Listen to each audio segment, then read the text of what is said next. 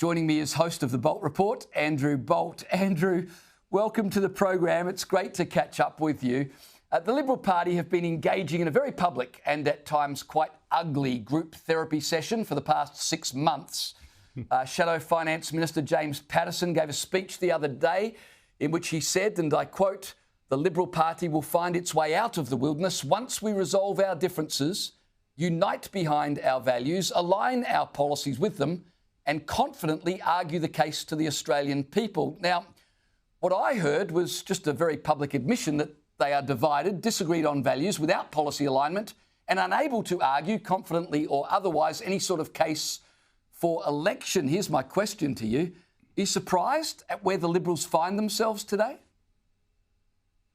Well, let me say, shocked but not surprised. I mean, this has been a long time in the making. I mean, they elected Malcolm Turnbull to be their leader. But what does that tell you? This has been years in the making. I think Jame Macpherson is right. The endless navel gazing really has got to stop, because what it's telling you is that there's no fundamental values that the Liberals can unite upon that they haven't first workshopped and run past the pollsters and just said, would it be okay if we argued for this point of view? I mean, it's ludicrous, and it cuts right across the idea that people get into politics because they're animated by a vision of how the country should be, and they're going to stand and fight for that. Well, I think you're absolutely right. And the key issue here, I think, is a vacuum of leadership. I mean, if you remember Susan Lee's first speech at the press club, it was a massive apology and a promise to spend the next 12 months conducting countless reviews. No wonder they've got dissension in the ranks. There's a vacuum of leadership at the top.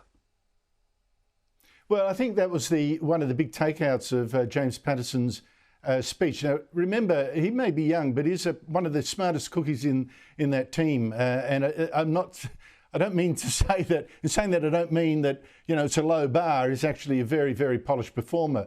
And he's saying you can't keep going like this. You've got to start arguing a case. And I think, when people say there's a division in the Liberal Party between the so-called moderates, that's a misnomer, because it implies the right of the party are crazies. They're not. Those people of the so-called moderates, the left of the party, are people who tend not to dare to argue a point, and you see that with their opposition to scrapping the net zero targets. I don't hear them saying, we've got to stick with net zero targets because it will change the climate for the better. It's worth the money. It's going to make life much easier. We're going to have fewer fires. We're going to have fewer heat waves. They don't say that. What they say is, if we don't do that, people will vote against us.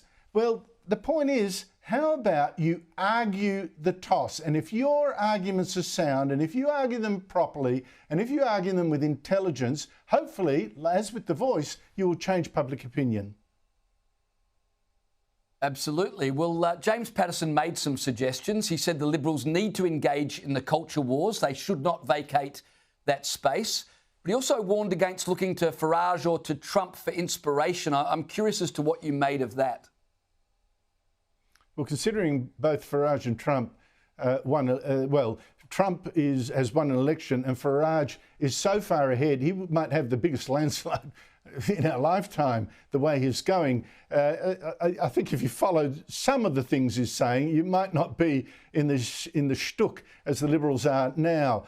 But I think his point is this, that you can't just lazily copy a policy that works overseas and neglect the local conditions right here. That's one.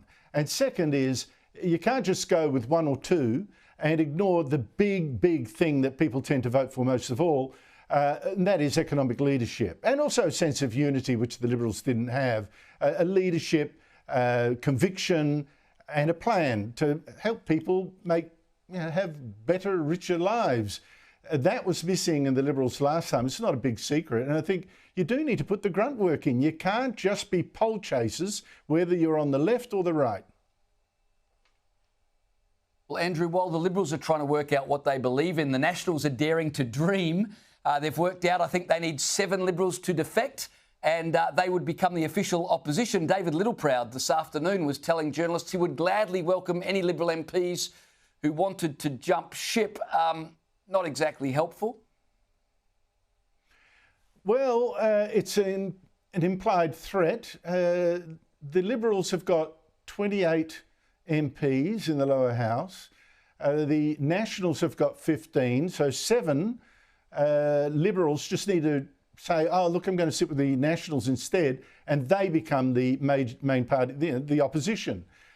When you think that one of them is Jacinta Nampijinpa-Price, who already was sitting with the Nationals before she jumped to the Liberals, it's not that hard an ask if the Liberals keep going in this mess.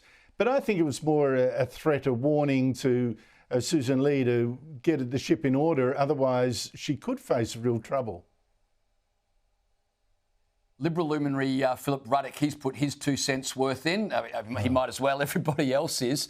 He's made a public plea for the coalition to ignore the concerns of MPs like the one you just mentioned, Jacinta Nampijinpa-Price and Andrew Hastie, on migration policy. He's written in The Australian, "To my friends in the coalition, I would say this: never forget multiculturalism is not a Labor invention. It's rooted in the Liberal tradition of individual freedom and opportunity. Inclusion has always been part of our story. When we retreat into fear or suspicion, we betray that inheritance." Now, Andrew, bearing in mind polling consistently shows a majority of Australians are concerned about the level of migration, is that good advice from Ruddock for Susan Lee? No, it's shocking advice, muddled thinking from a man I like, who shows some courage as a former immigration minister himself.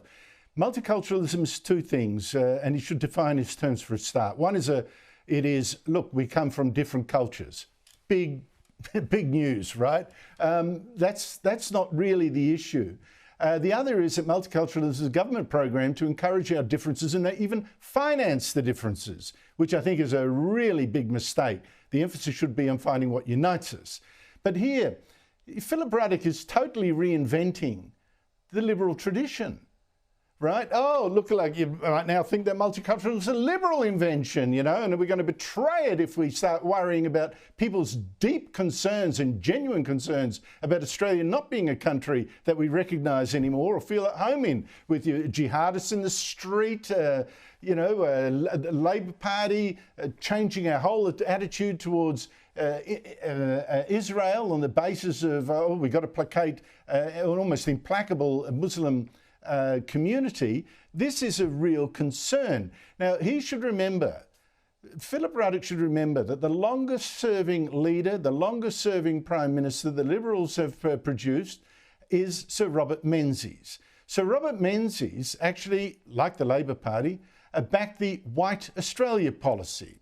And what he said was, we should be very concerned about being a homogeneous society, not a multicultural one. He didn't say that. He said homogeneous. As an interview said, homogeneous society, to avoid the problems we see back then in South Africa, well, we see them now too, America, and he said increasingly in Britain. Hasn't that come to play? Who would have thought, we had people that thought that backed Hamas in Australia.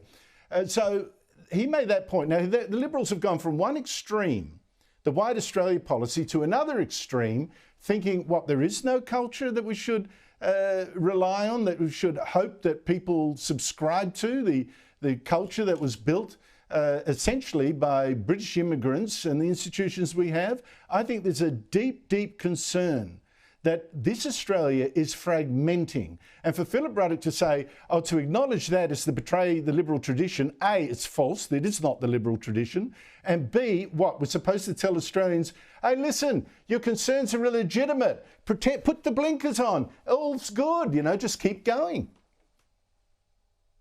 It's a very good point.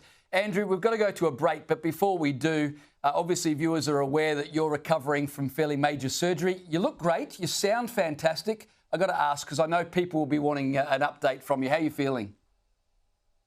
Well, I want to say 2 things. I want to thank so much, I should have done it before, all the many, many viewers who have wished me well, given me advice and lit candles for me and the whole thing. I'm so grateful to you. And if prayer does anything, it seems to have worked a bit in my case.